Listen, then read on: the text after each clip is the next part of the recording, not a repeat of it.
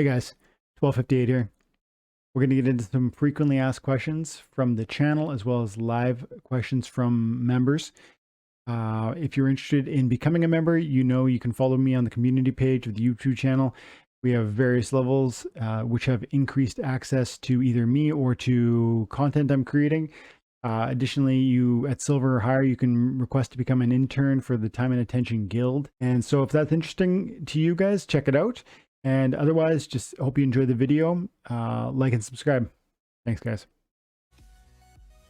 Yeah, Shingo, that would be an awesome ninja summoner, hey? I would absolutely buy the crap out of that.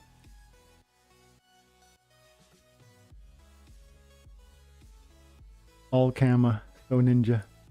Even if it was just camo, even if it was literally that was the only ability, no, I wouldn't want that one. How about camo sneak?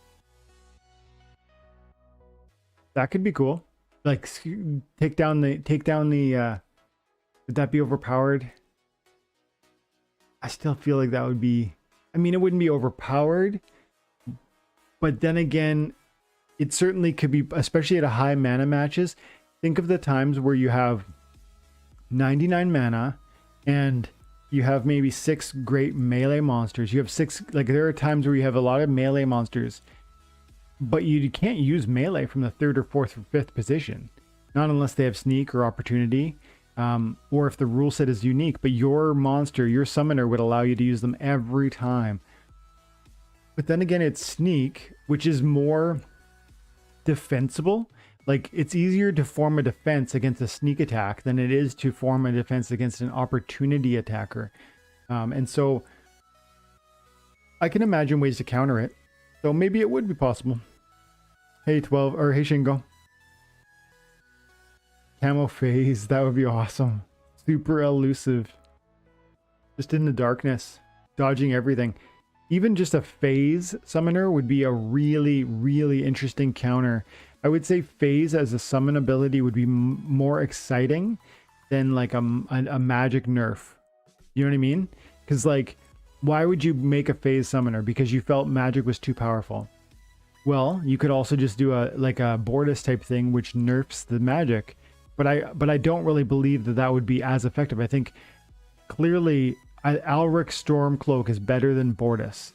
Alric gives +1 magic, Bortus gives -1 magic. I think clearly Alfric is better.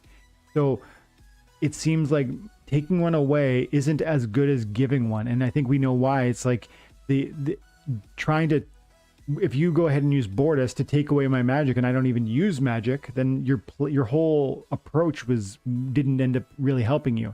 Whereas if I play Alric, I'm gonna make sure I put magic monsters on the field, meaning my summoner necessarily corresponds and synergizes with my monsters necessarily by design. But if you use Bortus and you're trying to counter me, you have to actually read me to do that well. You might think I'm going to play magic and then I don't, and then Bortus is a waste. So I feel like phase as a summoner, as an alternative to say -1 magic, phase as an ability within a summoner would probably be more attractive to me than, absolutely it would be more attractive to me than like a -1 magic nerf.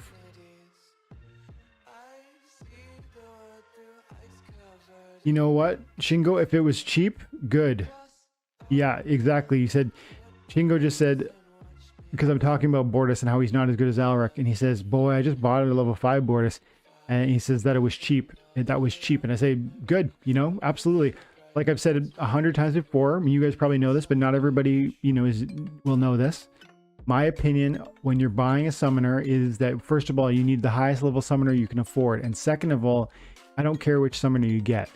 And the reason I say that is because, the most affordable options are often the best option, because it's going to allow you to leave money on the table, which you can invest in cards, which are going to make you more and more powerful, going to give you more collection power. So you can climb higher ranks. You can enter new leagues.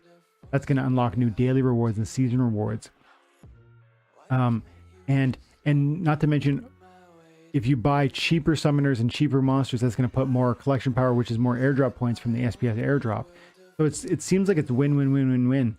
There's just, the only thing is you're not going to get those OP summoners. You're not going to get Yodin for cheap. You're not going to get Kitty for cheap. But, you know, we need to put that stuff away and stop trying to be what everyone else has. Like, we always want to have, I think there's like jealousy, really. Like, we get to the point where we see other people kicking butt with, you know, some of the old betas or some of the legendary summoners, and then you say to yourself like, oh, I need to have that. I need Mylor. No, you don't. You don't need Mylor. He's a great summoner. You don't need Alaric. He's a great summoner.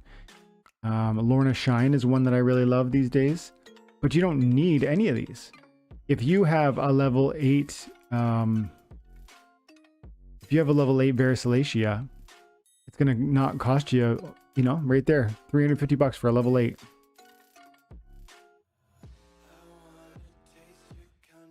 Fire King.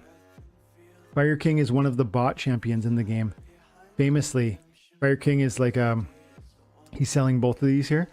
He is this is an interesting conversation. Whoa, okay, so now we're starting to digress, but I want to finish the thought first on summoners.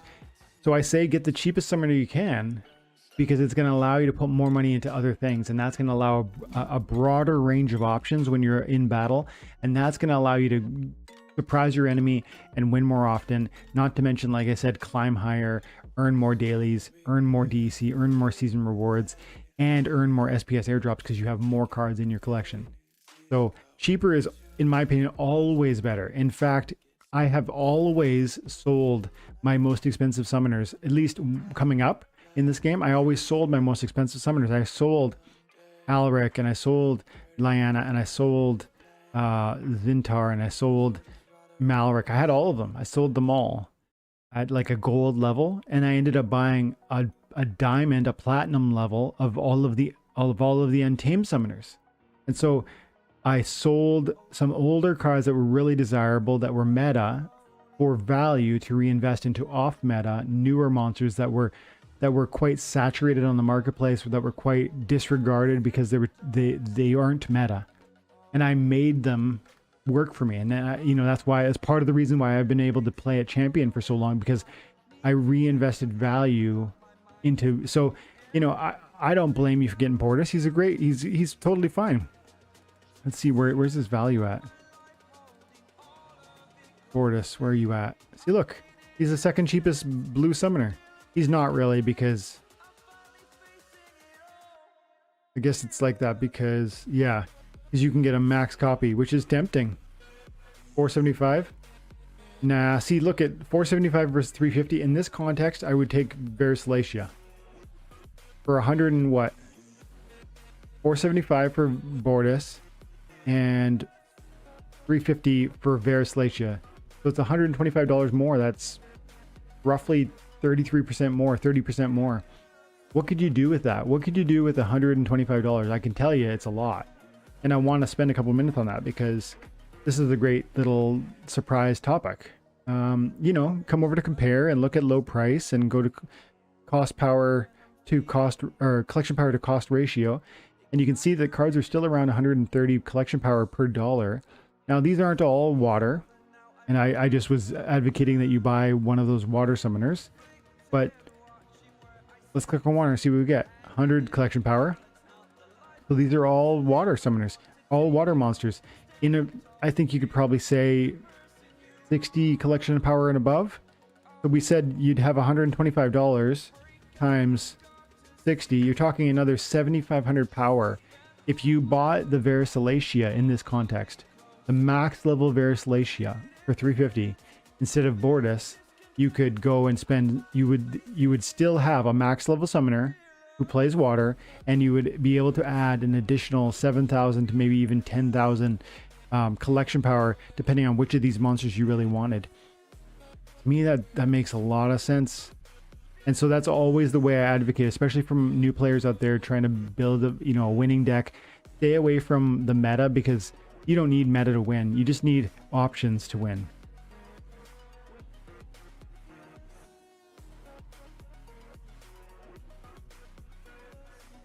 Jim says being offensive or being proactive tends to be better overall than trying to counter. I strongly agree. Look at nearly all the summoners. The more offensive ones tend to be more money and more meta. Yeah. Yeah, I would strongly agree with that. And I don't know. This is an interesting question. And I don't know how to answer it, but I'm going to pose it anyways.